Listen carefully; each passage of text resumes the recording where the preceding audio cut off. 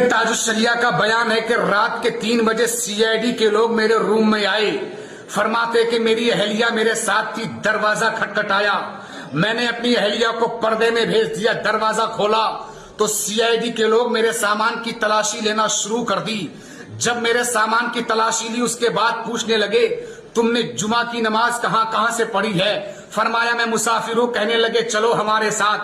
میرے تاج الشریعہ کو رات میں ہی لایا جاتا ہے، حضرات ہاتھوں پر ہتھکڑیاں اور پیروں پر بیڑیاں ڈال کر میرے تاج الشریعہ کو تقریباً 14 دن تک وہی جیل میں رکھا جاتا ہے، اس کے بعد وہیں سے واپس کر دیا جاتا ہے۔ جدے تک ہتھکڑیاں ڈالی گئی میرے تاج الشریعہ کو۔ میرے تاج الشریعہ فرماتے کہ میری زندگی کی پہلی ظہر کی نماز تھی جو ان ظالموں کی وجہ سے قضا ہوئی میری نماز۔ میرے تاج الشریعہ کو جدے پہ چھوڑا گیا۔ تاج الشریعہ سے کہا گیا اے اختر رضا، جس دن امام حرم کے پیچھے نماز پڑھو گے اس دن تمہیں سارے ارکان ادا کرنے دیے جائیں گے۔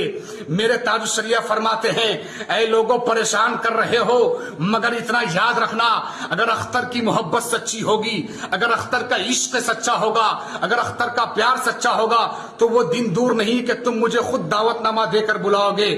میرے تاج الشریعہ آ گیا، میرے تاج الشریعہ بریلی کی سرزمین پر۔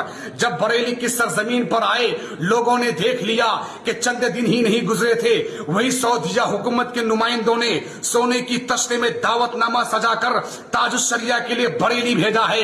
میرے تاج الشریعہ دعوت نامہ ہاتھ میں لے کر دنیا والے کو پیغام دیتے ہیں اے دیکھو وہی سعودیہ حکومت ہے جنہوں نے مجھے نبی کے گنبد کا دیدار کرنے سے منع کیا تھا، جنہوں نے مجھے نبی کے گنبد کا دیدار کرنے سے منع کیا تھا، اور وہی سعودیہ حکومت کے نمائندوں نے آج مجھے بھیجا ہے اور آج مجھے سونے کی تشتے میں دعوت نامہ بھیجا ہے، اور تاج الشریعہ دعوت نامہ ہاتھ میں لے کر قسم خدا کی گنبد خضرا کی طرف رخ کرتے ہیں اور یہی کہتے ہیں جہاں بانی عطا کر دے بھری جنت ہبا کر دے، نبی مختار کل ہے جس کو جو چاہے عطا کر دے۔